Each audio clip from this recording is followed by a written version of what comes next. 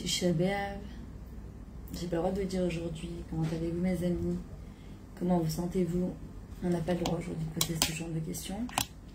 Mais comme tous les ans, vous le savez, j'ai l'habitude de faire un live pour Tisha B'Av et essayer de partager ces moments qui sont a priori pas nechmadim, pas sympathiques, pas agréables, qui nous sortent un peu de notre zone de confort. Alors je précise, je suis sur une chaise, j'ai demandé à mon mari, et je ne peux pas m'asseoir par terre à cause de mon dos. Et je lui ai dit, écoute, je voudrais faire un cours en live, mais par terre j'y arriverai pas, j'ai essayé les années précédentes.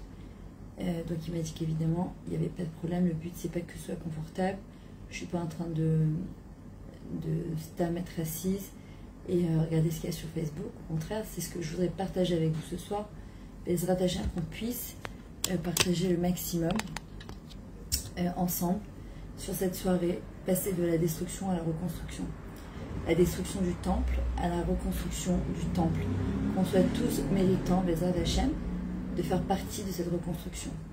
Maintenant, comme dans les cours précédents, celui de dimanche, l'indiqué sur mon Facebook, où j'avais expliqué que justement on a tout à l'intérieur de nous, peut-être passer une mini, moyenne ou très grande destruction.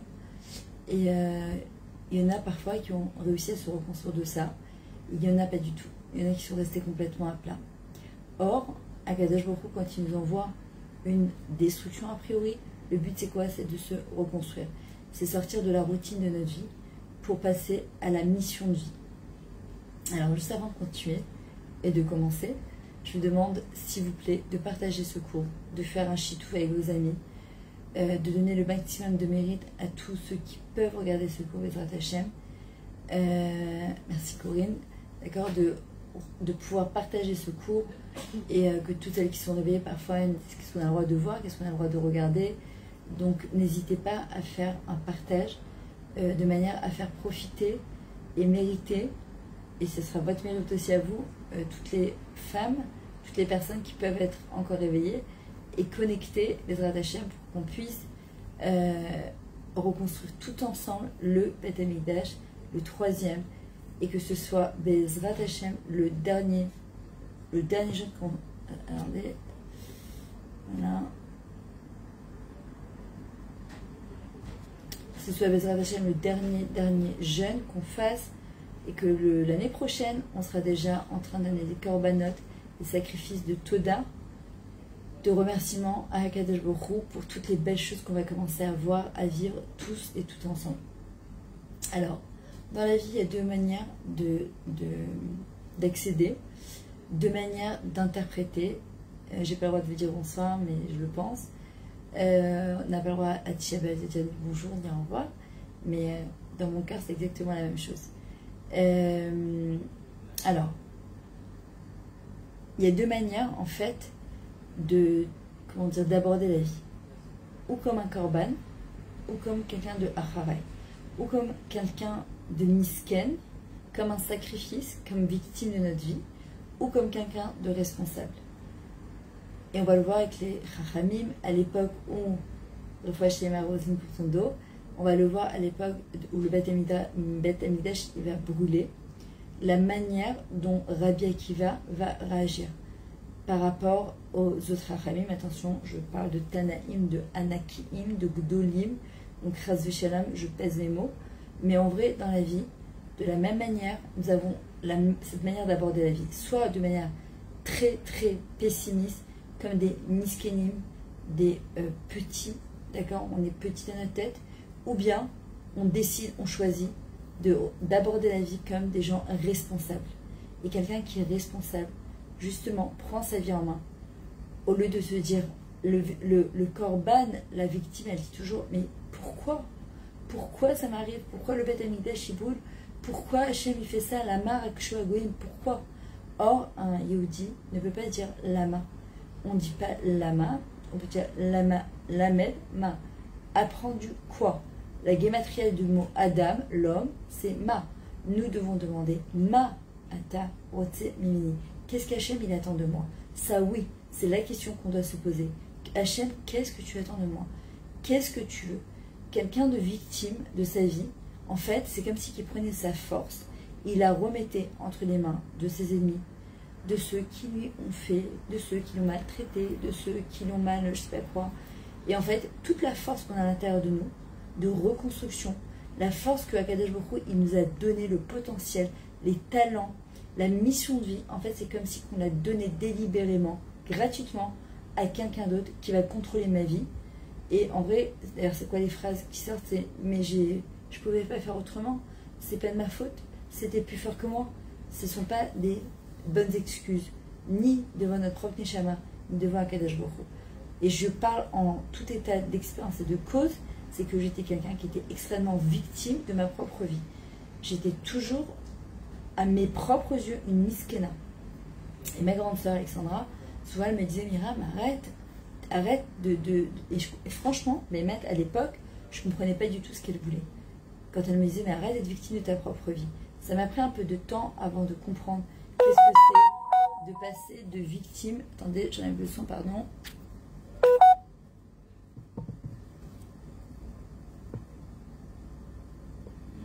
Voilà.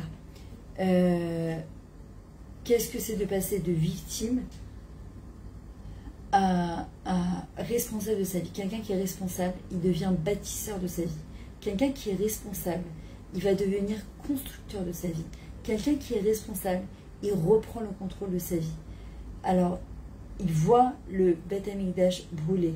Il y en a qui le voient brûler. Ils sont là, désemparés, dévastés.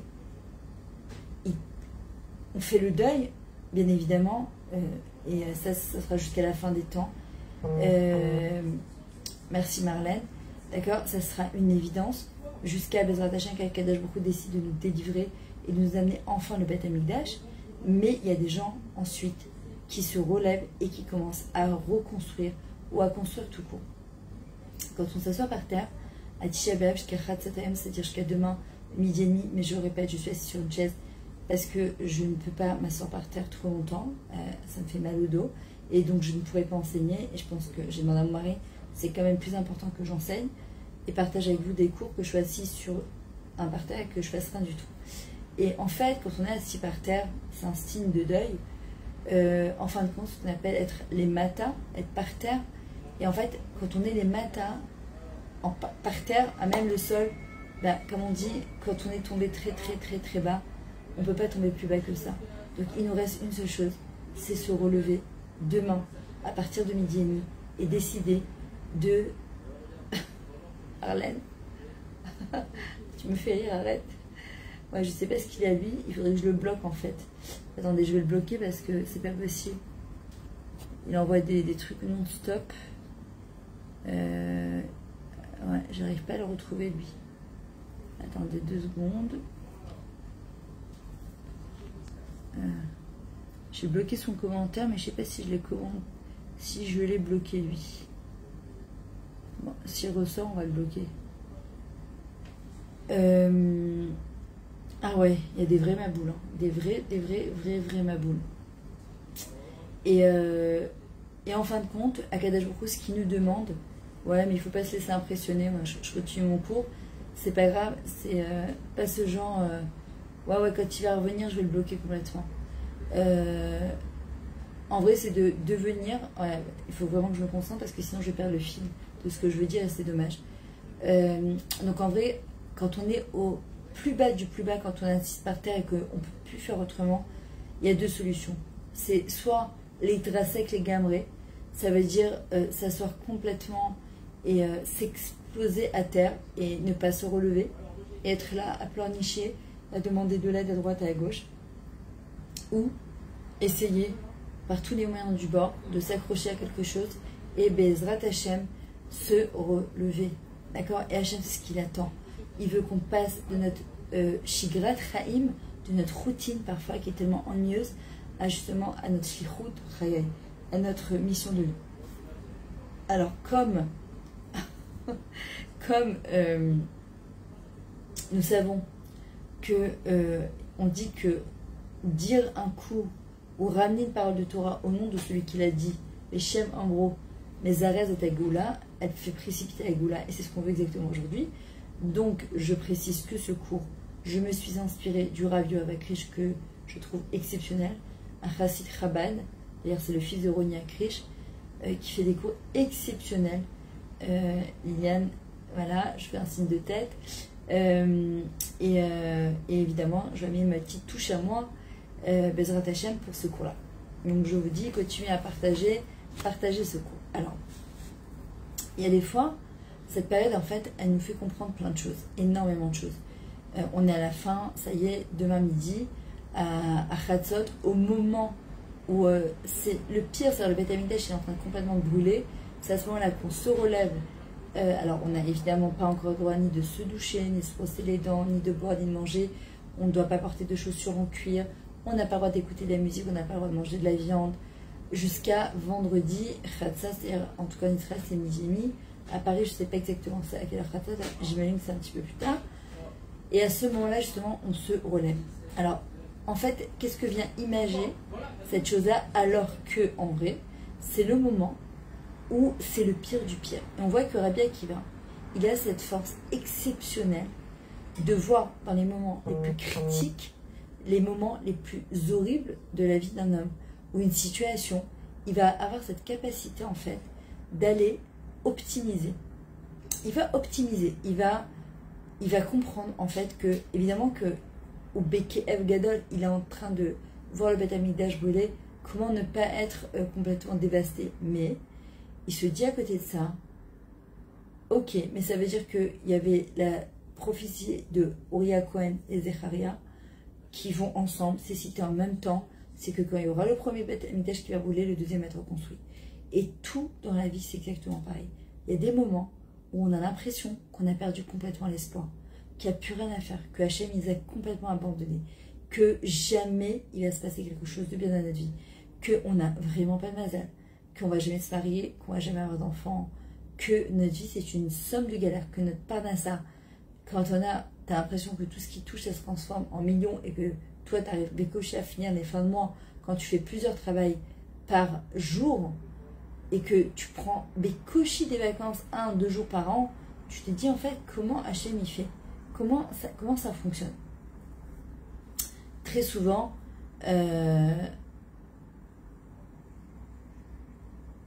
ah mais Nathalie, c'est sûr, c'est ce que j'ai expliqué au début. Si quelqu'un il a des vrais problèmes de dos, alors ce qui m'expliquait mon mari tout à l'heure, que quand quelqu'un il y a la xéra des Chachamim, mais si sur la xéra il y a un tsahar, c'est-à-dire que quelqu'un il a un vrai problème médical, alors ça prend le dessus par rapport à ça, parce que ça reste quand même des minagim, d'accord. Même quelqu'un que Dieu préserve qui est en deuil, s'il s'assoit par terre et que il peut pas, il a trop mal aux jambes, etc. Alors évidemment qu'il pourra justement se relever, mais pas par pinou, pas par gâterie, au contraire. Très souvent on se dit j'ai pas de... Non mais c'est pas grave Nathalie, je le réexplique parce que certainement il y en a qui se posent aussi la question, c'est quoi en fait la limite entre la halakha, le minag, qu'est-ce qu'on peut, qu'est-ce qu'on peut pas. C'est toujours important de le rappeler. Très souvent on se dit ouais j'ai pas de chance, j'ai l'impression que mes rêves vont jamais se réaliser, j'ai l'impression de céder complètement sur mes rêves. Enfin, laisse tomber, ma vie, elle est horrible et je suis une pauvre miskena. Et voilà. Et en fait, on doit se poser la question, quand c'est comme ça, et Bonosh Elolam, maître du monde, je t'en prie, mais qu'est-ce que tu attends de moi? Qu'est-ce que je suis censée faire? Pourquoi, en fait, pas pourquoi, c'est pourquoi. Pourquoi? Les mains. C'est-à-dire, qu'est-ce que tu attends de moi? Comment ça se fait que les portes sont fermées alors que, en vrai, chez toi, il n'y a rien qui est fermé. Tu détiens la source de tout. C'est que, Kaniré, que tu attends quelque chose de moi. D'accord? Maintenant, il faut faire attention. Quand on est victime de sa propre vie, qu'on se place, on se positionne en tant que Khorban Beth Amikdash, Korban sacrifice, alors qu'est-ce qui va se passer? Notre vie, elle devient un sacrifice. Or, Akadosh Baruch Hu ne veut pas qu'on sacrifie notre vie, il veut qu'on sanctifie notre vie. La Messirut Nefesh, le Kiddush Hashem, c'est la sanctification au profit du nom d'Akadosh Baruch Hu, au dévoilement d'Hachem, au dévoilement de la présence divine dans ce monde-là. Mais certainement pas, et on ne peut pas le faire. Si on est associé d'Hachem, on ne peut pas être victime de sa propre vie. Au contraire, on doit devenir des manigim, des dirigeants, au même titre que, sans se vanter, Hachem, de Moshe Rabbeinu, ou de David Ameller, ou des prophètes, d'accord, qui, justement, un prophète comme un mani, comme Moshe Rabbeinu ou autre, David Ameller. David Ameller, c'était... on a tous des David Ameller à l'intérieur de nous. Celui qui ne se voit pas comme un David Ameller, qui ne se voit pas comme un Moshe Rabbeinu, alors il devient le troupeau du peuple. Et alors, si on devient le troupeau du peuple, du berger, pardon, et que... Alors, on va faire ce que la société nous impose, avec sa manière de penser, et absolument pas ce que Akadosh Baruch Hu attend de nous. Donc nous, ce qu'on doit demander, et surtout aujourd'hui, en ce jour de Tisha B'Av, en ce jour de jeûne, comme j'ai expliqué dans les cours précédents, un jeûne en hébreu se dit tzom. Tzom vient du mot tzomet. Tzomet, c'est un carrefour. On est un carrefour de notre vie. Il ne faut pas attendre demain soir. Moi, je sais qu'avant, c'était horrible pour moi les jeûnes. J'attendais, je comptais, j'aurais voulu me réveiller après le jeûne et me dire « Ah, c'est fini !» Non, j'ai compris que toute la vie d'un homme, elle est faite comme ça. Il y a des moments de grande simcha, il y a des moments de bien-être tout court, puis il y a des moments de grande tristesse. Il y a des moments de construction, il y a des moments de destruction. Il y a des moments où on doit faire un restart sur notre vie. Ouais, mais j'arrive pas à le retrouver. Je veux bien Marlène, mais je n'arrive pas à le retrouver. Ah voilà, attends. Une seconde. J'arrive pas. Je l'ai vu tout à l'heure, j'ai bloqué son truc, mais il continue à envoyer. Allez, voilà. Voilà, ça y est, il est bloqué. Baruch Hashem. Non, ça y est, je l'ai bloqué complètement. Il pourra plus normalement envoyer des trucs. Il s'ennuie lui aussi. Alors, en vrai, nous, les matins en bas, assis par terre, il y a Kadesh Baruch Hu, il nous envoie un message, mille et mala, d'en haut. Il nous envoie un message très très fort à Kadesh Baruch Hu. Il est en train de nous dire, Hachem, là, aujourd'hui, maintenant, jusqu'à demain, midi et demi, tu es assise par terre. Je sais, c'est pas agréable. Toute cette période-là, les 3 semaines, elles n'étaient pas agréables. Je le sais. Akadosh Baruch Hu nous le dit, je le sais.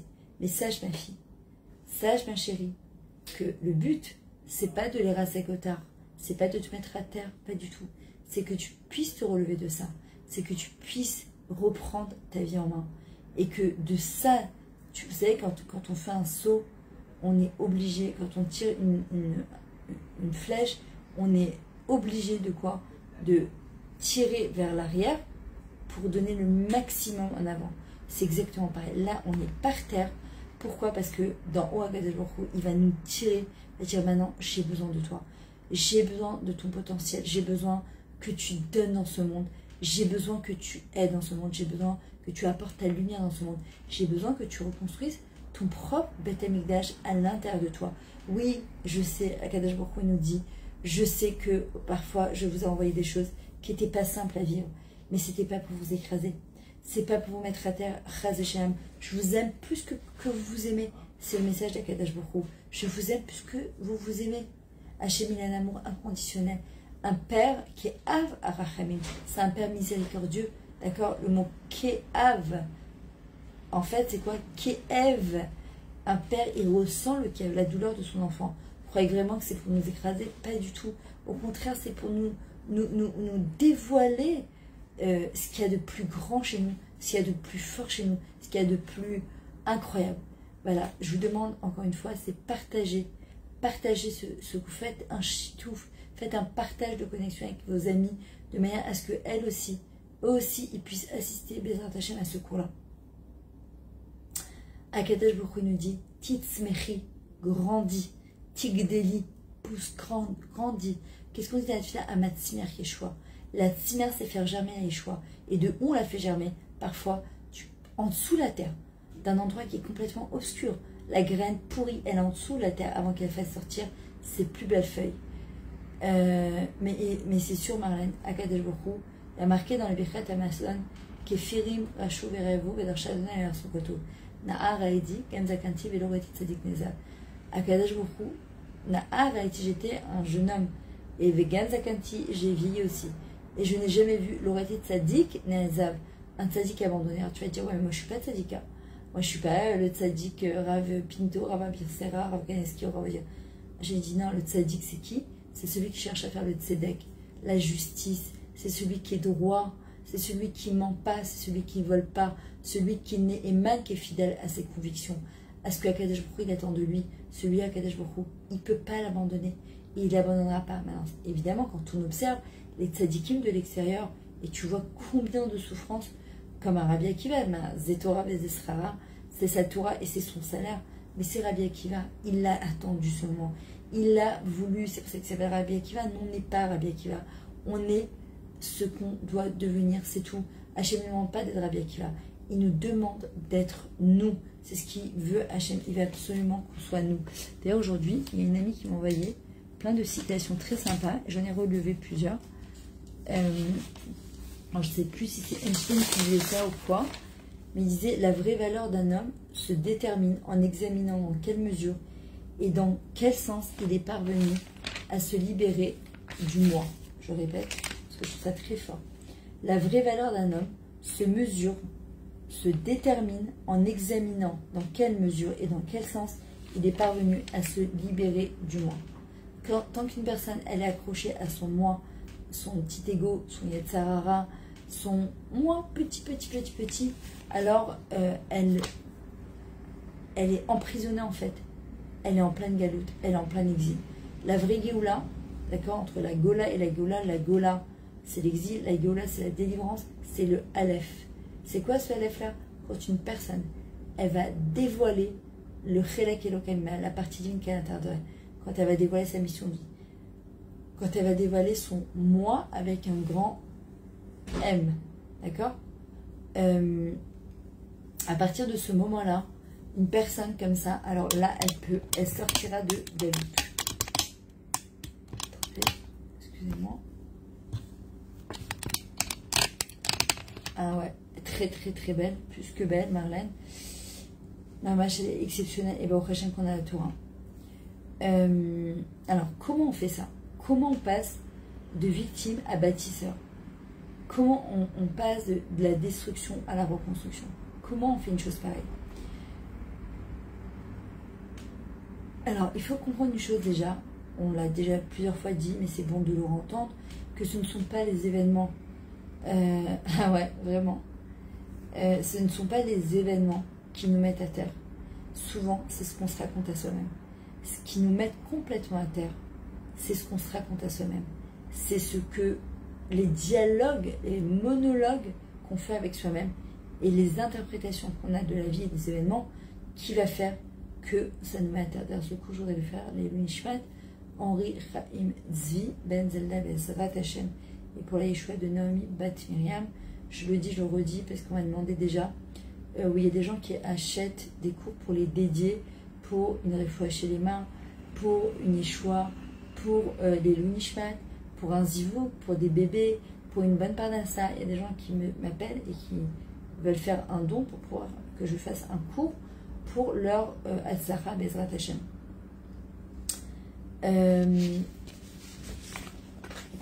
Quelqu'un qui a une start-up, une très grande start-up, d'accord, elle ne peut pas être victime de sa start-up en disant mes employés, mais c'est une catastrophe, et mon associé, c'est une catastrophe. Non. Quelqu'un de responsable, justement, il prend les choses en main. Il comprend que si lui, il met Anili, Mili, il me l'a dessus, mais Ani, Bimlarchav, et ma taille, que si moi je ne suis pas pour moi, alors qu'il le sera. Et si je ne suis que pour moi, et si c'est pas maintenant, alors quand? Il faut acheter les mains pour Shimon Ben Chana, Bezrat Hashem. Bezrat Hashem, il faut acheter les mains, il faut être nefesh, il faut la gouf. Et Tevia Louise, Bet Marie Myriam, Bezrat Hashem. En fait, Akadosh Baruch Hu nous donne tout le temps la possibilité de choisir l'ifran, d'accord, de la manière dont on va regarder, de manière différente, ce qui nous arrive dans la vie. Et de là va commencer la Yeshua. Quand j'observe une graine en dessous de la terre, avant que l'arbre donne ses plus belles arbres, ses plus belles feuilles, pardon, je suis fatiguée, ses plus belles feuilles, Ruth Betsara, Bezrat Hashem, que les hôpitaux ils soient remplis que de femmes qui accouchent un mâche. Quand je vois à l'intérieur de la terre, alors qu'est-ce qu'on voit? On voit une graine pourrie. Maintenant, on peut regarder que la graine pourrie et se dire, ah là, mais c'est quoi ça? Mais qu'est-ce que tu veux qui sort de ça? Comment c'est possible que cette graine elle a pourri? J'arrête pas d'arroser, j'arrête pas de faire, je comprends pas. Et Akadosh Baruch Hu nous dit, Savlanout, attends patiemment, t'as rien vu encore. Tu peux décider de voir autre chose, que c'est un processus qui est incontournable et inévitable et qui va faire que Bezrat Hashem, de cette graine que tu crois qui est pourrie parce que tu la vois avec tes yeux à toi et pas avec mes yeux à moi, de la manière dont j'ai créé le monde, tu vas voir ce qui va sortir de ça, quelque chose d'exceptionnel. Et en vrai, c'est ce qu'on doit essayer de comprendre de tous ces Ben HaMetzarim, ces 3 Shavuot, Ben HaMetzarim, c'est les 3 en fait semaines HaMetzar qui nous oppressent, qui nous compressent. Metzarim, ça vient du mot aussi Mitzraim, c'est la tsarout, d'accord, cette espèce de, parfois on se sent oppressé, d'accord. C'est une période qui est extrêmement difficile, même pour l'histoire du Ham Israël. Comment je vais transformer justement cette obscurité où je suis en dessous la terre, où on m'a planté en dessous la terre, et comment les hâtes, je vais pouvoir germer, sortir et passer de l'obscurité à la lumière, Bezrat Hashem. Alors déjà, je dois me poser cette question justement. Salut Sabrina. Oh mince, je suis désolée, on n'a pas le droit de dire. C'est tellement dur de ne pas dire bonjour et salut.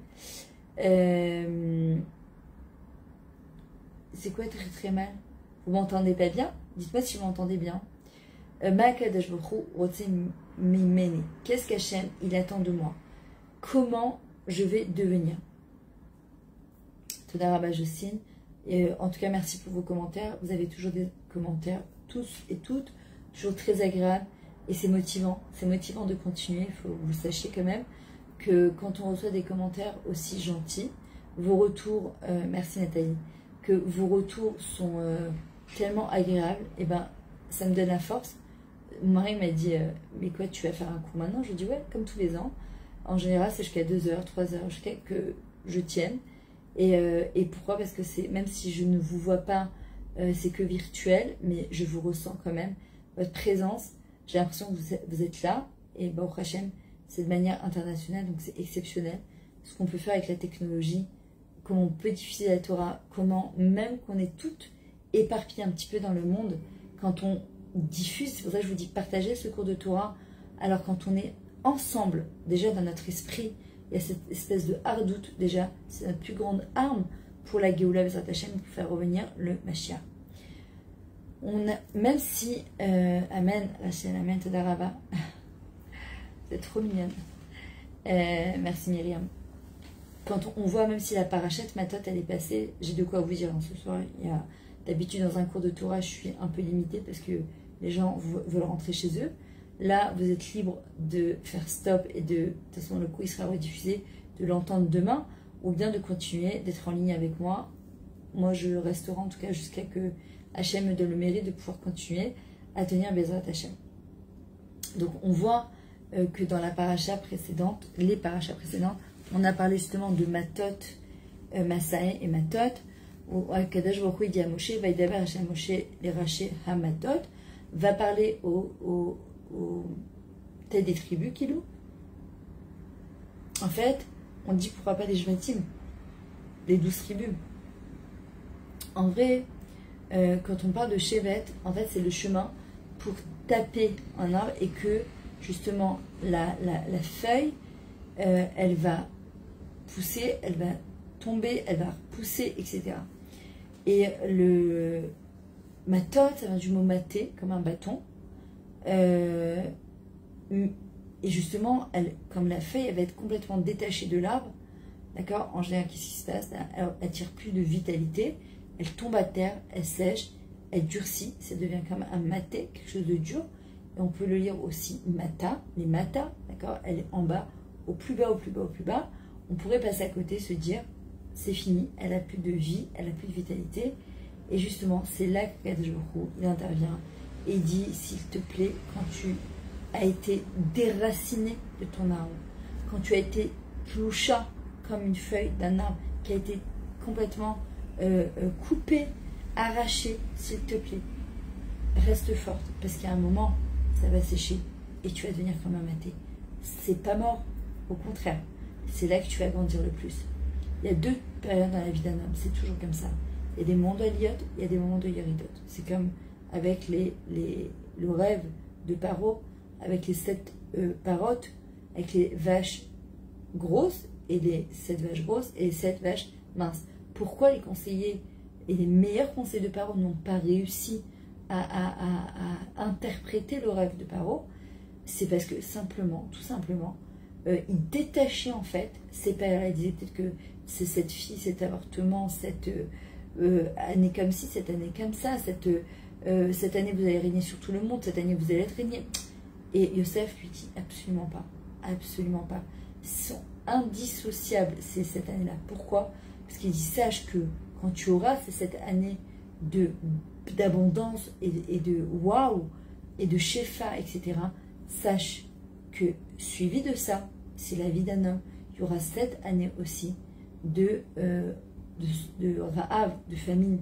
Et en fait, sois intelligent.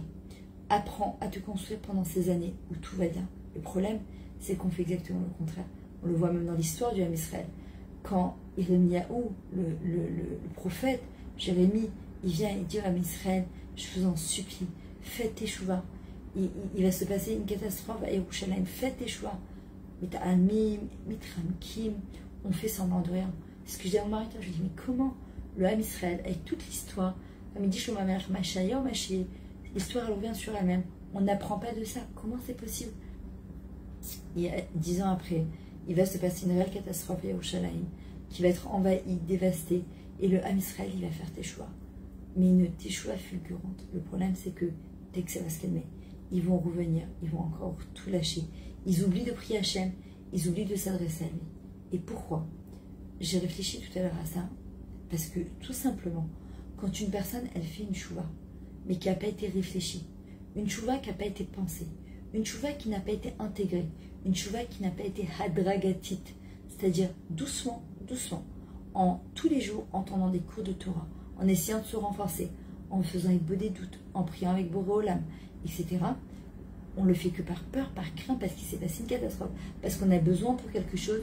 Très souvent, je ne dis pas tout le temps, malheureusement ce qui va se passer, c'est que cette teshuva va pas tenir longtemps. Ça s'embraise comme le Khorban Bet HaMikdash. On voit les flammes, on a peur, on est en panique, comme à l'époque du Covid, et puis après, ça repart comme c'est venu. Alors qu'en vrai, une teshuva, je ne dis pas, il y a des gens qui parfois ont fait une teshuva de manière fulgurante et qui a très très bien tenu. Mais on va dire que dans la majorité des cas, ça ne tient pas. Pourquoi? Parce qu'il faut absolument intégrer ces choses-là. Il faut prier pour tenir. Et en fait, ce qui va se passer, dès que ça va se calmer à Yerushalayim, le Ham Israël va encore relaisser tomber à Kadosh Baruch Hu. Et on doit apprendre ça de l'histoire. C'est-à-dire que on doit avancer. On n'attend pas Rosh Hashanah, on n'attend pas Yom Kippour et on rentre en panique et on se dit oh, je vais être inscrit dans le livre de la vie. Il faut absolument que je prenne quelque chose sur moi. Non, non, dès maintenant. C'est se dire, le Matzah en Israël, il n'est pas top. Toutes les manifestations entre les gauchistes et les droites, et la droite et la gauche, ça fait tellement de la peine. On parle du Ham Israël. Ça fait tellement de la peine. On parle du Ham Israël qu'il n'y a pas de redoute entre nous. Déjà, les autres nations, elles sont toujours contre nous. Si entre nous, on n'est pas avec nous, mais il va se passer quoi? Et tu as le droit de penser différemment. Et j'ai le droit de penser différemment. Il y a une vidéo qui est passée sur TikTok exceptionnelle.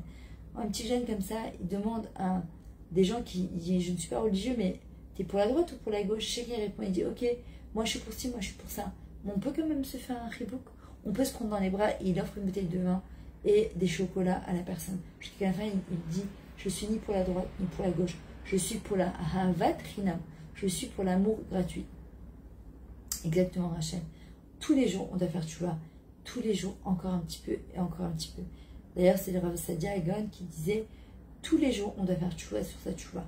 C'est pas chez tchouva Yom Kippour, puis on passe le code et puis on reprend le rythme comme si de rien n'était. Mamashlo. Excusez-moi, ça se fait pas tellement, mais bon, je sais que vous allez comprendre. Et je ne suis pas mévétérée sur ce cours-là. Je le ferai, même si Bezrat Hashem, je suis très fatiguée, c'est pas grave. J'ai essayé de me reposer un petit peu tout à l'heure, mais j'ai pas réussi, c'est pas grave. En fait, pour revenir à ça, donc ce sont la feuille qui tombe et qui se transforme en bâton et parfois la fée qui est accrochée à l'arbre. Ce sont les deux périodes de la vie d'un homme. Et c'est fait ainsi, c'est-à-dire qu'il y a des périodes de notre vie qui sont exceptionnelles, Baruch Hashem, qui sont douces, qui sont bien. Et justement, quand on est comme ça, c'est là qu'on doit investir pour les périodes où on sait très bien de ne pas faire semblant que ça n'arrive pas, parce qu'on sait très bien que la vie d'un homme, c'est comme une contraction. Ça va, ça vient. Parfois, on est en haut, parfois, on est en bas. La question, c'est quand on est en bas, comment on perçoit la vie? Quand tout allait bien, est-ce qu'on a été là? Est-ce qu'on a remercié Hachem? Est-ce qu'on a vu le top? Est-ce qu'on a été assez intelligent et intelligente pour se dire j'investis pour après, parce qu'il y a les 7 vaches grosses et les 7 vaches maigres. Est-ce que j'ai su investir pour après, ou je me suis simplement arrêtée à maintenant, au maintenant? Non, je dois justement toujours voir beaucoup plus loin que ce que je vois maintenant. Et en vrai, Hachem, ce qu'il veut, ouais, exactement. Lui, ce qu'il regarde, c'est pas le résultat, c'est le processus qui nous amène au résultat. Le résultat, c'est pas nous, c'est le processus. Et quand tu vois qu'une personne, elle se bat, elle va absolument avancer, elle se construit. Alors, Akadosh Baruch Hu, d'abord, au bout d'un moment, il faut savoir qui nous donne la main. Hachem, en fait, il nous fait passer de Anaf à Maté, c'est-à-dire de la feuille au bâton. Alors, en fait, qu'est-ce que ça veut dire?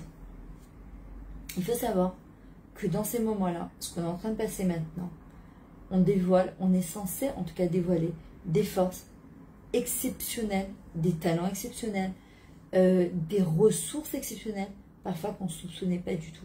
D'ailleurs, les gens qui ont vécu des choses assez particulières, parfois dures, parfois très dures, parfois moins dures, parfois extrêmement dures, ils vous diront que sans ça, ça n'aurait jamais fait les personnes qui sont aujourd'hui. Maintenant, évidemment qu'on ne le demande pas. On le dit tous les matins avec le Shachar, l'olidé Nisayan, l'olidé Bisayan, que Kadosh Baruch Hu, tu n'es prouvé ni par la honte, ni par l'épreuve. On ne veut pas de ça. Mais quand c'est là, et que parfois, eh ben, d'en haut, on ne demande pas notre avis. On veut simplement nous faire passer un message de vie. Passer de la shigra trayai, de la routine à ma trayai, à ma mission de vie. Alors Kadosh Baruch Hu, il va me pousser en avant. Il va me pousser en avant, il va me pousser en avant, jusqu'à que je fasse sortir le meilleur de moi-même. Le meilleur de moi-même, que je devienne la meilleure version de moi-même. Rabbi Akiva, qui aurait pu croire que quand il rentre au Cheder à l'âge de 40 ans, ça devient Rabbi Akiva? Qui aurait pu croire ça?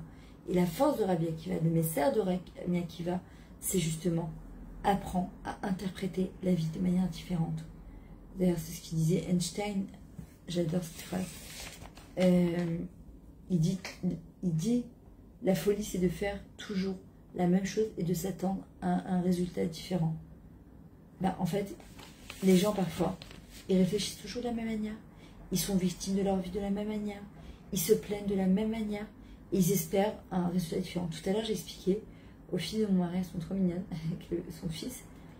Je leur disais l'importance de penser positivement. L'importance de parler positivement. Et je leur disais pourquoi on prie. Alors chacun a donné sa réponse. Moi j'aurais dit, mais quand on prie, c'est pour qui? C'est pour nous, pour Hachem. Alors le fils de Marie disait, ben, c'est pour qu'Hachem il soit d'avou qu'elle est nous, qu'il soit proche de nous. Je dis, non, Hachem est toujours proche de nous. C'est que nous on soit proche de lui. Et en vrai, Akadosh Baruch Hu, il a absolument pas besoin de notre fille là, dans le sens où, et c'est exactement ce qu'on a besoin. Qu'est-ce qui nous manque? Il le sait tout ça, Akadosh Baruch Hu. Alors pourquoi? En vrai, c'est pour nous apprendre à prier, pour nous apprendre à écouter ce qui se passe à l'intérieur de nous, pour nous apprendre à être médouillac, précis dans notre filote. Je m'explique. Si je commence à prier en disant je ne peux plus galérer comme ça, je ne peux plus. Et en fait, je refais tout le temps la même fila, tout le temps la même fila. Ben, comme il disait Einstein, la folie, c'est de faire toujours la même chose, c'est-à-dire la même fila, et s'attendre à un résultat différent. Alors quand je me dis j'ai pas de chance, j'ai galère dans mon couple, j'ai pas de mari, j'ai pas d'enfant, j'ai pas de business, j'ai pas de truc, j'ai pas ci, j'ai pas ça, j'arrive pas à m'écrire, j'arrive pas à je sais pas quoi. Et en fait, je n'ai toujours pas aucun résultat. Peut-être qu'il faut provoquer le destin et changer quelque chose de la manière de faire. Peut-être qu'il faut tout simplement penser autrement, prier autrement et voir la vie autrement. Alors peut-être qu'à ce moment-là, il va se déclencher quelque chose de enfin différent. Mais ça dépend que de nous parfois. Ça ne dépend pas d'Hachem. Hachem il dit, tout est là. Tout est là, chez moi, devant vous. Je peux vous donner tout ce que vous avez besoin. Il y a aussi une phrase, un dicton qui dit la logique vous mènera d'un point A à un point B. Je ne sais pas si c'est une chaîne qui disait ça ou pas. Il disait la logique, c'est Mitzrayim. La logique, c'est la Hagbala, c'est la limite. La limite, c'est l'esprit. C'est le cerveau, j'ai envie de vous dire, pas l'esprit. Le cerveau, c'est-à-dire qu'on n'est pas capable de penser en dehors de cette petite tête, cette petite boîte. La logique fait que, mais c'est logique que, ok, pas de logique. La logique, c'est A à B, A à C, A à D, voilà, d'un point à l'autre. La Emouna, par contre, la croyance, c'est que l'imagination, par contre, elle nous amènera partout. Avec la force d'imagination, elle nous amènera partout. On nous demande à Tisha B'Av de pleurer sur le Beth Amikdash. C'est très gentil, on aimerait bien, mais parfois tu ne sais pas ce que tu as perdu. Alors c'est difficile de se lamenter sur quelque chose que tu as perdu. Quand on voit dans les écrits Al Narod Vavel, Gam Yashanu, Gam Bachinu, Bezochenu Etzion. En fait, on est assis sur les bords de Bavel, on a pleuré et en se rappelant de Sion. En vrai, pourquoi? C'est que si on avait pleuré en temps et en heure, alors on n'aurait jamais eu cette destruction. Le problème, c'est qu'on s'est complètement laissé aller, on ne s'est pas dit qu'un jour ça pourrait arriver.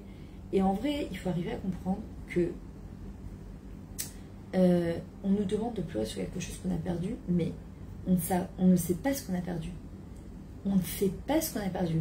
Les écrits nous racontent un petit peu, et pourtant marqué que celui qui a le srout, le mérite de l'Itabel sur le Chorban Beth Amikdash, ou Iskelirot et Bniato.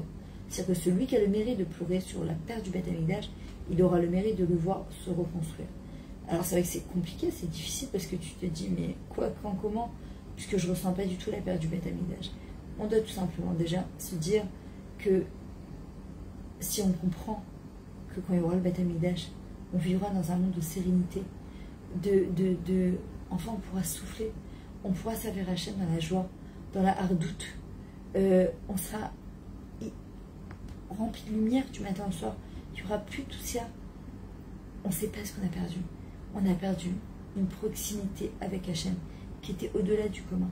Et justement, la logique, elle te dit oui, mais c'est pas logique, oui, mais c'est logique, oui, mais regarde ce qu'ils disent aux informations, oui, mais regarde ce qu'ils disent. Et justement, on te dit ne t'arrête pas la logique, parce que la logique, c'est paro, c'est Mitzrayim, ça te limite. Nous, justement, c'est la Emouna. Et la Emouna, en fait, c'est d'imaginer la reconstruction du Beth Amikdash. Aujourd'hui, ils ont fait plein comment dire, de maquettes en 3D, avec des films en 3D. Quand tu vois, Laurent Lévy, on a fait un très très beau, au Kikar Mosika.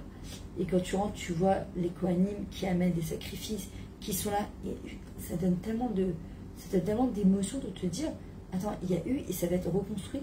Mais quand tu vois ça, en fait, ce qu'il faut faire, c'est développer la force d'imagination. Essayer de développer la force d'imagination et d'imaginer 5 minutes, 2 secondes, qu'est-ce qui va se passer? Imaginez le Beth Amikdash, il va descendre complètement de là-haut, d'accord? Il ne sera pas reconstruit par la main des hommes, cette fois.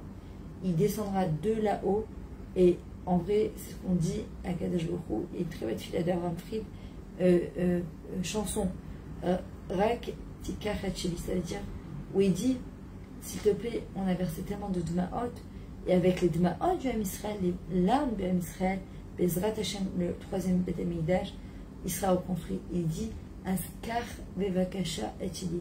Alors s'il te plaît, Hashem, prends ma larme à moi. Mais en vrai, tu dis, mais de quoi parfois je ne ressens pas? Moi, ça m'arrive parfois, je reconnais un mur, dans toute sa splendeur, dans tout ce que ça représente. Et parfois, j'ai du tsahar de ça. Je me dis, Myriam, tu es dans l'endroit le plus kadosh. Comment tu ressens rien? C'est pas possible, rien. Quand je me dis rien, c'est rien de rien. Et en vrai, on doit arriver à comprendre que justement, dans les choses, quand on a eu des grandes pertes, des pertes humaines, que Dieu préserve, des pertes douloureuses, en vrai, on peut essayer d'imaginer un tout petit peu ce qu'on a perdu. Et en vrai, se dire, essayer de s'imaginer quand le Beth Amikdash va être reconstruit, ça va être une simcha, d'abord éternelle, c'est une simcha qui ne va pas s'arrêter au bout de 2 jours, c'est une joie intense, profonde, qui va remplir Az Imales Rakpenu Shonenurina. Nos bouches, elles seront remplies, elles déborderont de joie et d'allégresse. Et alors, on comprendra tout ce qu'Hachem a fait depuis le début des temps jusqu'à la fin des temps. Ve'az Ainu Kecholmim, on était comme des rêveurs. Et c'est quoi la force du rêveur? C'est qu'il n'a pas de limite dans sa tête à son rêve. Il arrive à se projeter dans des imaginations et des rêves qui sont exceptionnellement grands. Et on doit utiliser le corps, ce qu'on appelle à Médamé, à Adam, Domé, la Elion, il retourne à son créateur, l'homme, d'accord? Et Hachem, il est illimité. Sinon, je suis Adam, Hachem Adama, je suis plutôt tiré vers le bas. Et c'est dommage, alors qu'avec la force, on a une force d'imagination exceptionnelle, surtout les femmes, d'accord? On peut aller très très loin dans l'imaginaire de se dire, waouh, quand tu vas voir le Mashiach, mais qu'est-ce qui va se passer? Et quand tu imagines ce qui va se passer, tu te dis, mais il faut qu'il soit reconstruit. Il faut qu'il soit reconstruit. On ne peut pas rester aussi addictif, aussi laxiste comme ça. Non, qu'est-ce que tu veux que je fasse?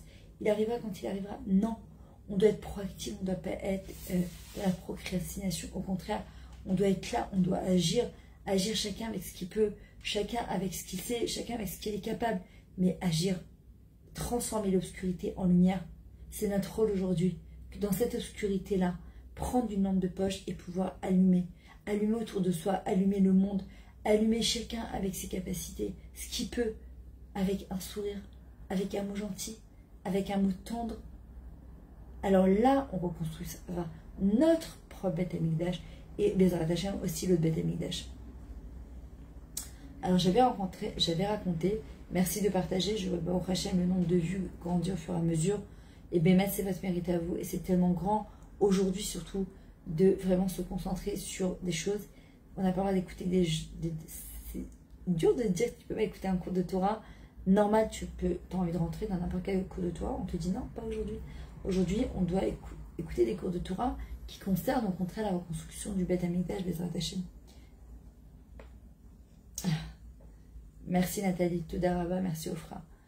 Je vous avais raconté dans le cours précédent l'histoire de Isha ben Abouya, Acher, avec son maître Rabbi Meir, qui était le maître de Rabbi Meir, quand il a tout balancé en vrac, histoire qui m'a un peu traumatisée, mais qui m'a beaucoup fait du bien, parce que ça m'a permis de me tenir en tant que jeune fille, d'accord, et même grande. Il y a des moments où tu craques dans ta vie, tu as tout envie de balancer, tu te dis, stop, Adkan, je peux plus, c'est Hachem, j'ai essayé, je t'ai montré, je t'ai prouvé, c'est tout, je peux plus.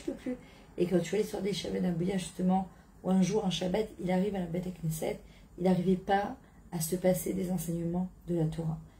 Mais voilà, il était rentré dans une espèce de loupe, de trip, où justement, il était même parti jusqu'à vendre ses frères juifs aux Romains, alors que l'Isha ben Abouya, c'était le maître de Rabbi Meir Balanès. Là, on va, Tibériade prier sur son kéver. Il a tout laissé tomber. Et un jour, il entend ce midrash-là, justement, où il y a marqué Echeina Zahav Sruchit, que la Torah, en vrai, elle est comme de l'or et du Sruchit, du verre. Et qu'en fait, comme ils expliquaient ça, les Chachamim, en disant que la Torah, en fait, c'est quoi le Zahav? Ça prend du temps, transformer le plomb en or. Mais une fois que c'est transformé, fais attention, parce que tu as mis beaucoup de temps à l'avoir.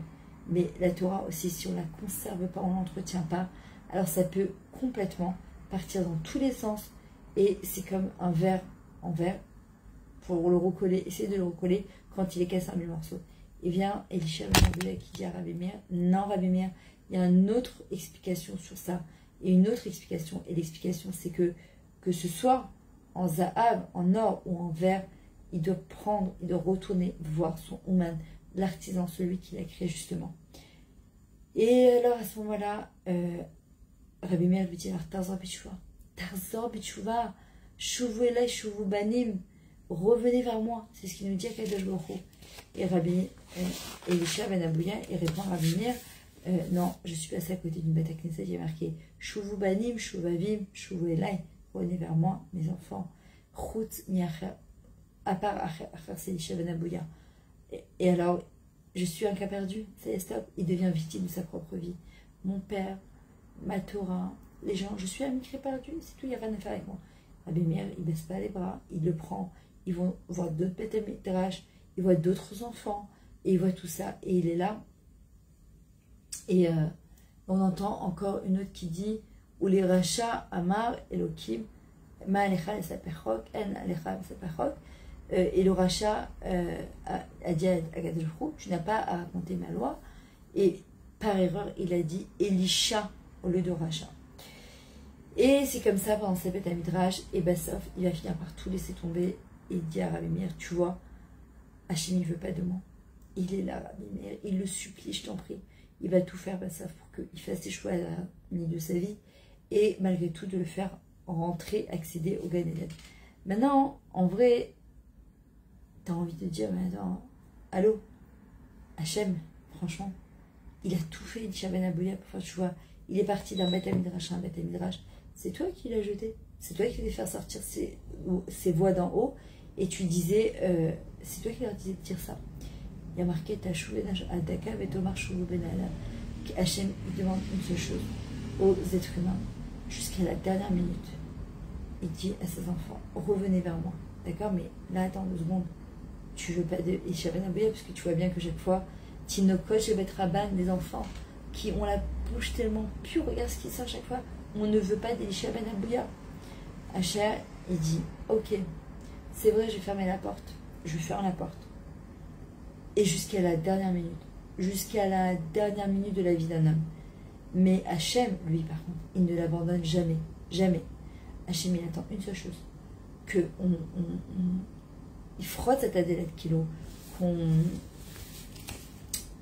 perds mes mots, excusez-moi en français. Qu'on défonce la porte. C'est pas le... Vous m'avez compris, j'arrive pas à trouver le mot qui est plus délicat. Qu'on défonce la porte, en fait. Qu'on la fasse tomber, cette porte. Et en vrai, Hachem, il dit celui qui arrive à faire ça, malgré que je lui ai fermé la porte, il passe d'un niveau de spiritualité, de vie naturelle, à quelque chose de mi'al ateva, au-dessus du naturel.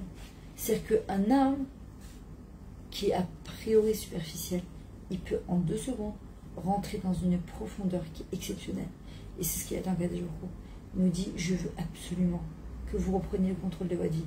Je veux que vous arrêtez de vous laisser influencer par les nouvelles extérieures, par les télévisions, par les écrans, par tout ce qu'on vous raconte. Arrêtez, revenez vers moi. Parce qu'il n'y a pas plus vrai que la Torah. Il n'y a pas un Kmo Baïta, il n'y a pas comme la maison des Hachem.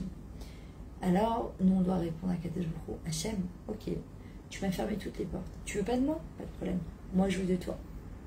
Moi, je suis pas mes vérités Ratalatzmi. Je ne céderai pas, je ne baisserai pas les bras sur moi. Non, à Kadosh Baruch Hu, tu veux pas de moi, ou tu me montres que tu veux pas de moi, mais moi, je veux de toi. Moi, je t'aime, et moi, je te laisserai pas, et je te lâcherai pas. Et j'irai jusqu'au bout avec toi. Vous croyez que Kadosh Baruch Hu, quand on lui parle comme ça, il ne va pas nous aider, mais c'est évident qu'il va nous aider. À un moment ou à un autre, Hachem, il aide, mais il veut nous montrer notre force d'endurance, de ténacité, de Emouna, de Bitachon, parce qu'il nous demande de faire des choses qui sont au-dessus de la nature, a priori. Mais pourquoi? Parce qu'on n'est pas des corps. Un corps, c'est la nature. On est des Neshamot. Or, la Neshama, c'est au-delà de la nature. La Neshama, elle est éternelle. Le corps, il n'est pas éternel. C'est quoi encore cette partie de film là? En vrai, pareil, c'est de l'imaginaire. Il n'y a pas de porte fermée. Il n'y a pas de porte fermée. En fait, à Kadosh Baruch Hu, il veut juste qu'on dévoile quelle est notre porte d'entrée. Quelle est la clé qui va rentrer dans la bonne porte et qui va nous permettre enfin de justement passer de l'autre côté de la frontière qui s'appelle Mitzrayim, Ben Hametzarim. Et regardez, c'est fou quand même.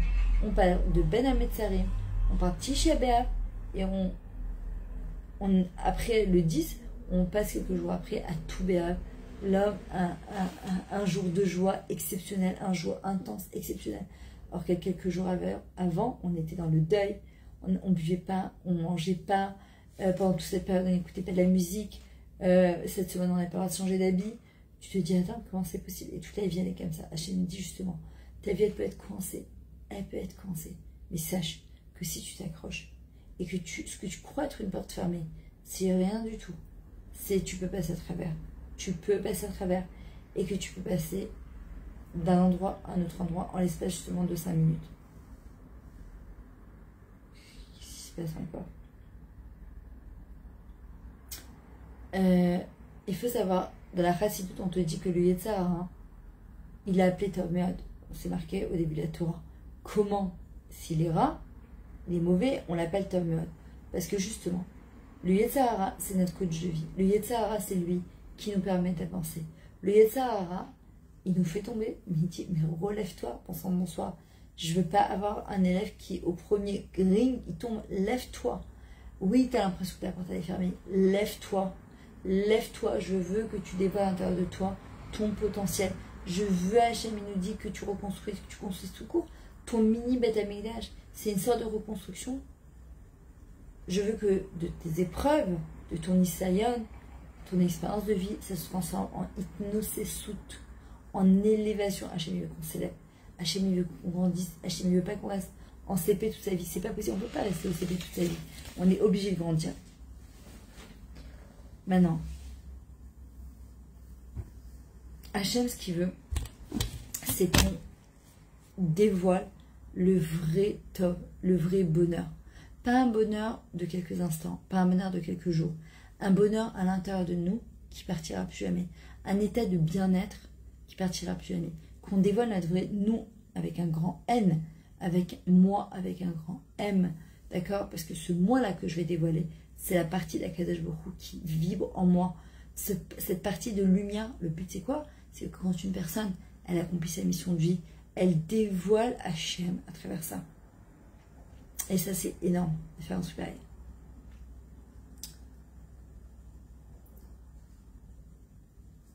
Maintenant. Et comme je vous ai dit tout à l'heure, on va passer après de la période de Av au mois de Elul, une période qui est assez exceptionnelle, très puissante et plein d'émotions, plein de proximité avec le Kadosh Baruch Hu. Justement, on passe du mois de Av, qui est le Aleph Bet en fait de Ok Nathalie, de seconde je vais te répondre. À justement le dévoilement du Ani, Ani les Dodi et Dodili. Je suis pour mon bien-aimé et mon bien-aimé et pour moi, d'accord, d'arriver à comprendre que c'est qui ce Ani. C'est qui ce Ani que tous les matins qui remercie Hachem, Modan, les Fanecha que tu m'as rendu Manéchema, pourquoi? Parce que tu as confiance en moi. C'est qui justement ce Ani? Comment il se définit ce Ani-là? Alors, Nathalie, comment enlever un malade suite à un déracinement? Déjà, rapidement, si je devais te répondre à ça, c'est il faut prier. Et deuxièmement, quand on est déraciné, en fait, il y a deux solutions. C'est soit on va dans tous les sens, parce qu'un arbre déraciné, il est complètement éparpillé. Soit, les Nishmat, les Leinu, Zeira, Bat Ayusha, le Zaratachem. Soit, tu te réimplantes quelque part pour permettre de faire pousser de toi et en toi les plus belles choses. Voilà, je ne peux pas développer maintenant, mais l'idée est un petit peu comme ça. On voit qu'à un moment, Hachem il dit à Yaakov Avinu, quand il lui dit, écoute Hachem, j'ai passé tellement de choses, Ani raccroche Hachem et Hachem, je veux m'asseoir et je veux pouvoir être serein. Ça y est, s'il te plaît, laisse-moi vivre les dernières années de ma vie sereinement. Et pour cela, il va avoir encore de la galoute et de l'exil, etc. Avec plaisir, Nathalie. Et pourtant, tu dis, il a eu la lutte avec Esav, l'histoire de Léa et Rachel, sa femme Rachel qui va mourir en couche, son fils Yosef qui est pris, Binyamin. Attends, tu lui dis, ok, combien un banana il peut supporter? Mais dire à Kadosh Baruch Hu, ça y est, je veux de la chalva, je veux pouvoir être tranquille, ça y est, Kadosh Baruch Hu. Avec plaisir, Gisèle. Je peux plus. En fait, je peux plus. Hachem m'a dit, mais en fait, c'est comme si tu me disais, ça y est, j'ai fini avec ma mission de vie maintenant. Si tu as fini avec ta mission de vie, en fait, on n'a plus de place dans ce monde-là.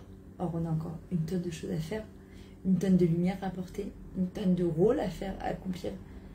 Stéphane, c'est Refoua Shema, Omeira, chez Patrick Shalom, Benyera, Bezrat, Hachem.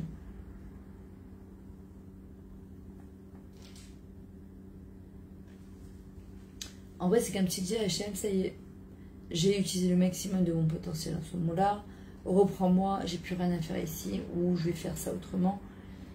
Et merci Myriam. Et en vrai, ben justement, nous, ce qu'on doit se dire, c'est que non, c'est que tant qu'on est là, c'est qu'on n'a pas fini notre mission de vie, c'est qu'Hachem a encore besoin de nous. Donc en vrai, tous les matins, en ce moment, on doit lui poser la question. Alors c'est ce qu'il dit Hachem à Yaakov Avinu, mais tu n'as pas fini ta mission de vie. Mazéva Yeshev, tu vas t'asseoir ou tu vas faire quoi? En vrai, il lui dit, tant que tu n'as pas rétabli la hardoute, l'unicité entre tes enfants, Yaakov et des autres tribus, tu n'as pas fini ta shlichut sur terre. Tu dois d'abord terminer ta mission de vie sur terre. Et c'est comme ça. Et tant qu'on est là, comme j'avais expliqué dans le cours dernier, tous les matins, quand on se lève, on doit dire à Hachem, qu'est-ce que je fais sur terre? Qu'est-ce que... pourquoi je suis là? Bah voilà, Nathalie pose la question. Pourquoi je suis là? On doit poser la question à Hachem. Et Hachem, il finit par nous répondre. Celui qui appelle Hachem écrit au Bémet, Natsani Ravia, c'est celui qui appelle vraiment Hachem. Alors il fera la volonté de celui qui le craint vraiment et qui l'appelle vraiment. Comment on sait, Nathalie? On doit poser la question à Hachem tout le temps. Et on finit par avoir la réponse. Et surtout, c'est quand le talent d'une personne, elle va rencontrer en fait un sourire, un besoin.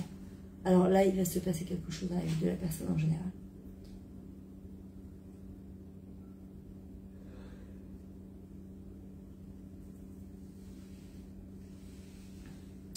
En vrai, Gadash Baruch Hu, il nous demande, il nous dit, faites un stop 2 secondes. Comme on a dit, le jeûne, c'est de soumettre. On a un carrefour. En fait, quand tu as un carrefour, tu peux pas foncer la tête la première. Tu es obligé de regarder à droite, à gauche. On est obligé de voir, en fait, s'il n'y a pas de camion qui arrive, s'il n'y a pas de voiture. On ne peut pas dire, tous les boulevards sont verts devant moi, je fonce la tête la première. Non, ça peut être Katlani, c'est pas possible. Alors en vrai, c'est de faire un stop à tout ça et de me dire à moi, mais qu'est-ce qui se passe ici à l'intérieur? Où j'en suis? Qu'est-ce que je veux exactement? C'est quoi mon rôle? C'est quoi mes capacités? Où c'est que moi j'ai l'impression que mon Korban Beth Amikdash, il aurait été détruit? Je suis censée faire quoi là? Et justement, on dit qu'il n'était pas en accord avec sa femme justement sur ce point-là. Alors c'est exactement en fait toute la différence de mentalité par exemple, entre les Grecs et les Juifs. Les Grecs, eux, ils disaient que le Tov et l'aura ne peuvent pas coïncider ensemble parce qu'en fait, nous on dit il n'y a pas d'aura, il y a du Tov ou il y a du Moutab. Et en fait, eux, les Yévanim, pour eux, enfin les Grecs, leur manière de voir la chose, c'est que le Tov et l'aura, en fait, ils se contredisent, le bien et le mal. Et nous, on dit exactement, ils disent qu'il y a 2 endroits différents, que l'aura, il ne peut pas venir d'Hachem, etc. Et nous, on dit exactement le contraire. On ne peut pas l'un sans l'autre, c'est impossible. Le Tov et l'aura, ils vont ensemble. C'est qu'est-ce que j'en fais? Comment je le canalise? De quelle manière je vais faire sortir le meilleur qu'il y a de ça?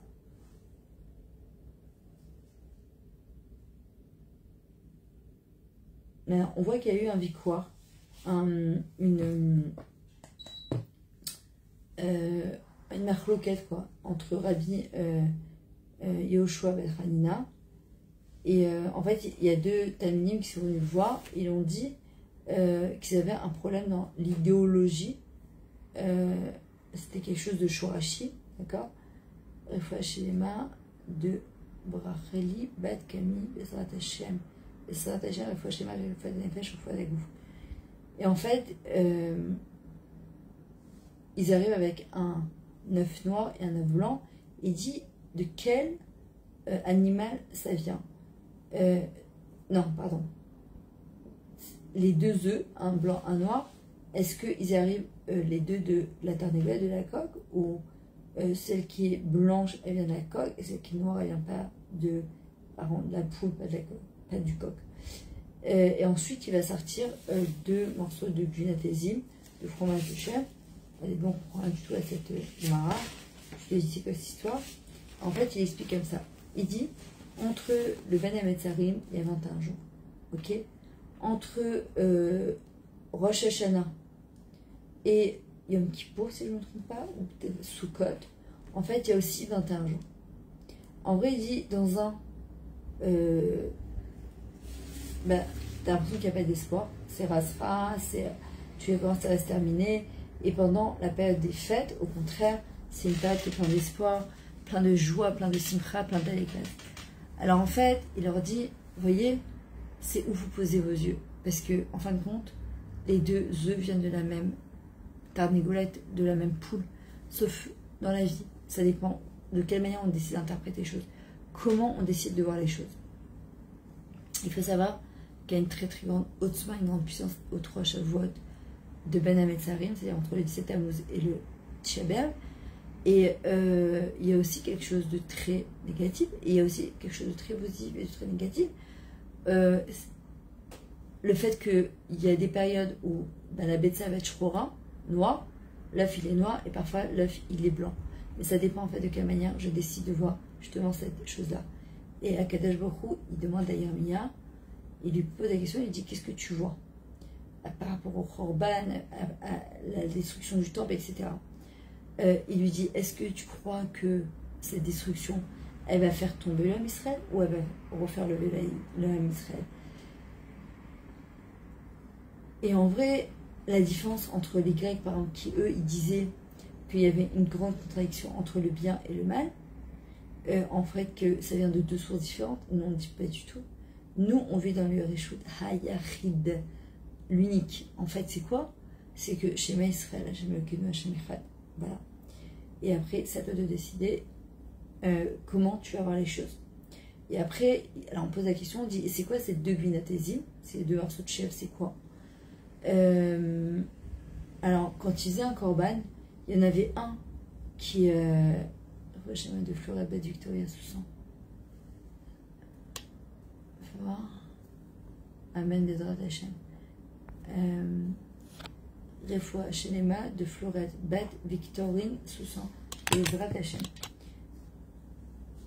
Donc, ils prenaient 2 sérim, d'accord? C'était 2 chefs qui devaient amener à l'ouverture du Ohel Moed. Il y en a un qui rentrait dans le Kodesh à Kodashim, dans l'endroit le plus Kadosh, où le Kohen Gadol n'avait le droit de rentrer que le jour de Yom Kippour, et un, en fait, c'était ce qu'on appelait le Arser la Zazel, c'est-à-dire qu'il le jetait en haut de la montagne, il le faisait rouler jusqu'en bas.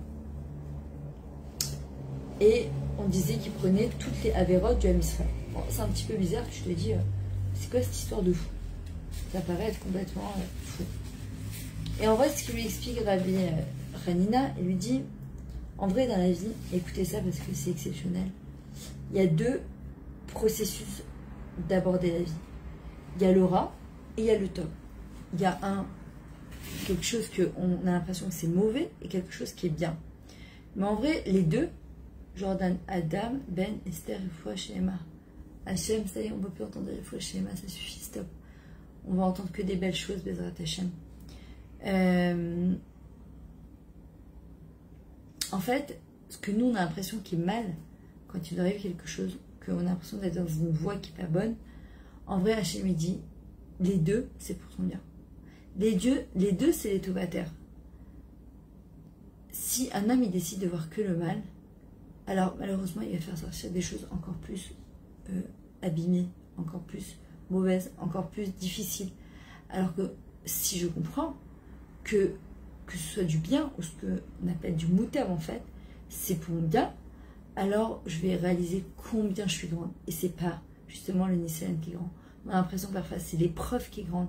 Hachem me dit, c'est pas l'épreuve qui est grande, c'est toi ma fille qui est grande, c'est toi qui as des forces exceptionnelles. C'est toi qui est... Pourquoi vous croyez que Hachem il a détruit le temple?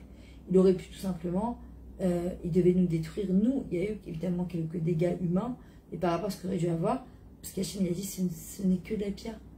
Ce n'est que de la pierre, c'est en train de brûler effectivement, mais moi je crois en vous. Vous, je ne vous brûlerai pas. Il y a marqué, Itamu Khataminarat.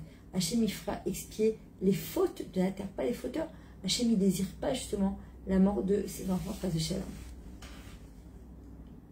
Et en vrai, c'est quoi cette histoire? Alors, si j'ai l'impression que c'est contre moi, ce qu'Hachem il envoie, si j'ai l'impression que ce Beth Amikdash qui est en train de brûler, c'est à cause de moi, c'est contre moi, je commence à avoir des romans, etc., ben, je fais exactement le contraire. Or, Akadosh est en train de me dire, attention ici, quand tu as envoyé le Korban d'en haut du Arser jusqu'en bas, le but, c'est que tu ne sois pas ultra séquette, tu ne vas pas t'exposer, tu ne vas pas te faire du mal, au contraire, tu vas t'élever. Tu vas t'élever encore plus de niveau que tu avais jusqu'à maintenant.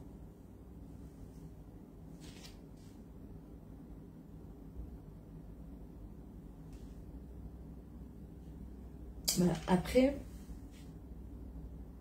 si on continue à s'accrocher, et au lieu de se dire, ouais, voilà, la porte elle est fermée, il n'y a rien à faire, Hachem il veut pas de moi. Combien de fois j'entends des gens qui disent, Hachem il veut pas de moi, il n'entend pas mes tfilotes, Chaz Veshalom, Hachem il entend les tfilotes de tout le monde, Hachem il entend tout le monde. Maintenant, Midi Rabbi Nachman, d'ailleurs ça part cette semaine, va être Hanan.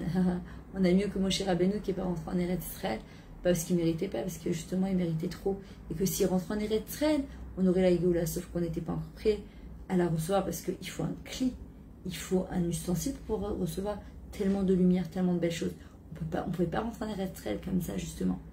Et en vrai, le message d'Akadosh Baruch Hu, le vrai message, c'est que quand je te dis non, ma fille, je te dis pas non, je te dis je t'en supplie, défonce la porte et rentre, dévoile-toi, dévoile-moi.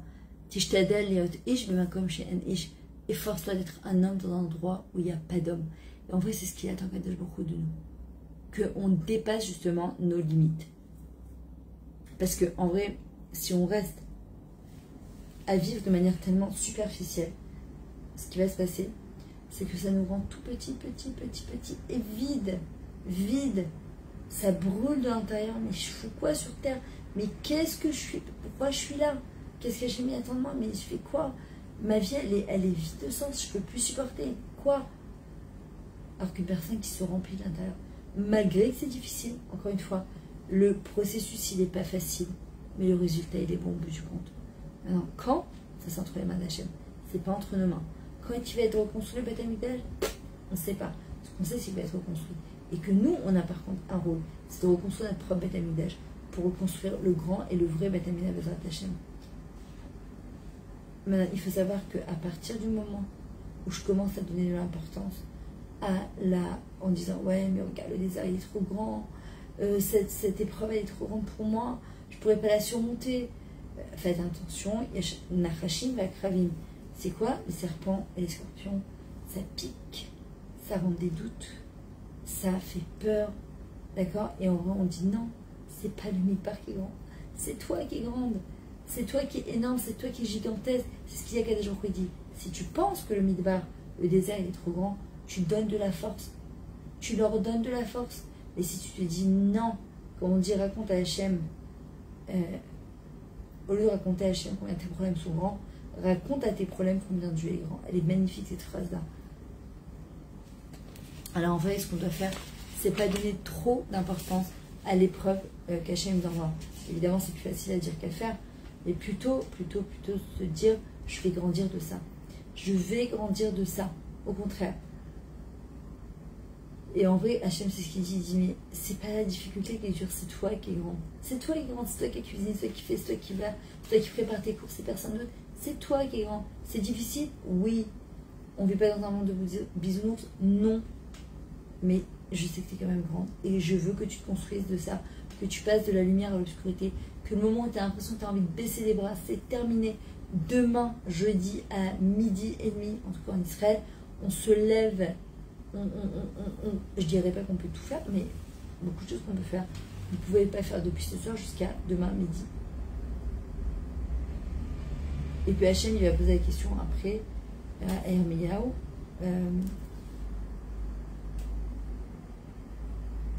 Alors, il lui dit, qu'est-ce que tu vois? Et en fait, il lui dit, Aniroé, Maté Shaket. Il dit, je vois un Maté, normalement c'est comme une tribu, mais là il dit, Maté Shaket, comme un bâton avec des shkedim, tu vois, des ashkedia pour achat, c'est quand ça commence à bourgeonner, la fleur de shkedia, je ne saurais pas comment le traduire, comme une amande, un amandier, voilà. Et il dit, pour qu'un amandier il puisse grandir et pousser, éclore, il lui faut aussi 21 jours étrangement, comme les 21 jours entre Ben Hametzarim, comme les 21 jours entre Rosh Hashanah et Sukkot. Et en vrai, c'est ce qu'il dit à Akadosh Baruch Hu, je vois un maté shaket, c'est quoi? 21 jours. Au début, l'amande amère, quand tu la mâches, elle est amère, mais à la fin, elle devient douce. Et c'est exactement la même chose. Parce qu'on a l'impression qu'il est amer au début. On est en train de faire un cours sur le Beth Amikdash. C'est amer, ça va partir. C'est amer de ne pas manger. C'est amer, tout ça, c'est amer, c'est marre. Mais dans le mot mar, amer, vous savez le mot, si vous inversez les lettres, ram, parce que de ça, ram, nitro même, on va enfin pouvoir s'élever. Hachem lui dit, hatafta lirot, tu as bien vu. Hatafta lirot, c'est cette capacité de bien voir les choses, c'est pas donné à tout le monde, et c'est waouh. Alors en vrai, les questions qu'on doit se poser, c'est Nachon. On a dit le processus il n'est pas du tout agréable. Pour le Beth Midrash brûlé, c'est pas agréable. S'asseoir par terre, ne pas boire, ne pas manger, ne pas se boucher, ne pas se brosser les dents, c'est pas agréable. Mais quand on sait que quand on a jeûné, on a participé à la reconstruction du Beth Mikdash, et que quand on verra le Beth Mikdash, on se dira waouh, ça valait la peine. Je me suis dépassée, mais ça valait la peine. Il y a quelqu'un qui m'a dit hier soir, je sais pas, quelqu'un, il me dit ah non, moi je ne compte pas jeûner. Hein. Je dis comment ça? C'est Shabbat? Ah non, non, pas du tout. Là j'ai regardé, je lui dis t'es juif? Ouais, mais ça me saoule. T'es juif? Il me dit qui pour je fais, mais t'es juif. Et on a des. J'aime pas le mot obligation, on a des devoirs à rendre. On est engagé en tant que juif. On peut pas se dire je veux pas, je vais migrer, je vais pas migrer. Non, tu es un Yehudi. Et ben sauf, il est venu me voir. Et il fait le rachat le jeûne. D'accord? Il faut se rappeler qu'on est des juifs. Et qu'un juif, il est engagé. Un juif, il a un devoir. Mais pas dans le sens misken, victime, korban, parce que c'est que les korban qu'on a envoyés là-haut. Et bien ça, il roulait jusqu'en bas. Et Hachem, il dit attention, le but, c'est pas de vous rouler jusqu'en bas et de vous exposer à la terre. Pas du tout. Il faut rester fort. Et justement, c'est ce qu'il dit Yirmiyahu Hanavi. Il dit je vois maté shaked. Je vois comme un amandier qui est en train de fleurir. Pour qu'il faut 21 jours pour qu'il éclore. Et que tu le manges, c'est amer, c'est pas grave. Mais après, ça devient matok, ça devient doux. Alors moi, qu'est-ce que je vais me poser comme question? Nous devons nous poser comme question. Comment, avec tout ça, quand je serai voir le Beth Mikdash brûlé, comment je vais dévoiler à l'intérieur de moi des forces? Qu'est-ce que j'apprends de ça? Quand je fais ça, une épreuve, mariage, enfant, parnassa, santé, je fais quoi avec ça? Qu'est-ce que je peux apprendre de ça? Comment je vais devenir un petit peu meilleur? Plus recette, plus balak recette. Comment je vais donner un petit peu plus à moi pour donner encore de manière meilleure aux autres? Et en vrai, on peut y arriver à condition qu'on transforme le Nisayon d'épreuve en hypnosesut, en élévation. Comme demain, quand on va se lever à partir de midi et demi, comment on s'élève du parterre, on se baisse et on se relève, Bezrat Hashem. Et alors dans le mot Nisayon, on a le mot Nes, le miracle. Et alors là, le miracle il va se produire, Bezrat Hashem. Et le miracle, c'est vous et c'est moi, et c'est tout l'âme Israël, et c'est chaque être humain qui essaie de bien se comporter, Bezrat Hashem. Nous, ce qu'on doit faire, c'est de transformer la douleur en action et de se poser la question, c'est quoi le sens de cette difficulté? Certainement qu'Hachem m'attend quelque part. C'est quoi le sens de cette difficulté? Qu'est-ce qu'Hachem attend? Il y a des fois on ne comprend pas tout de suite, il y a des fois on comprendra un petit peu plus tard. Mais j'espère qu'on comprendra. Voilà. J'aurais bien continué encore avec vous, mais je ne tiens plus debout, je suis désolée. J'avais encore plein. Ma chère qui peut venir, Laetitia, maintenant. Pas demain, maintenant, à chaque seconde, à chaque instant. Il peut, et j'espère qu'il va nous surprendre de la manière la plus surprenante, la plus belle, la plus émotionnelle qui existe au monde. Bezrat Hashem. Voilà mes amis, j'avais encore plein. Je comptais même faire ce cours en ivry, mais là je ne... C'est que Bezrat Hashem, je vais aller me reposer, de manière à ce que demain je continue avec vous le cours, d'accord? Il y a encore plein de très belles choses à dire.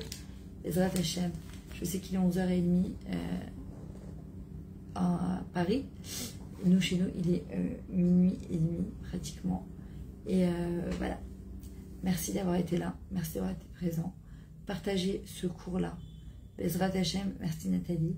Partagez ce cours-là à vos amis, à votre famille. Donnez-leur du mérite. Qu'eux aussi fassent partie de ce projet d'associer de la Géoula Bezrat Hashem. Qu'on soit bâtisseur. Exactement, c'est on l'attend. Bezrat Hashem, on l'attend et on l'attend impatiemment. Qu'on soit bâtisseur de notre vie. Qu'on soit responsable de notre vie, mais certainement pas corban de notre vie. Voilà, voilà, je vous embrasse très fort. Je vous dis Laila Tov. Et ouais, j'ai pas envie de vous embrasser. Et qu'on a un somme calme ou moïd et qu'on soit une source de sérénité pour Hachem, qui soit content et fier de nous. Voilà, mes amis. Merci Laetitia. Même partage si tu veux. Carole, tu m'écoutes de Chicago. Tu vois, comme quoi, bah, au Hachem. Tu t'es dit, bah écoute, je vais faire un live. Je sais pas qui c'est qu'il y aura à cette heure-là. Et les décalages horaires. Mais enfin, quand je me dis oui. Oui, il faut continuer. Et c'est grâce à vous que je continue. Voilà, voilà. Merci pour toutes. Merci, bonne nuit. Et on se revoit demain, Besrat Hachem. Bye bye.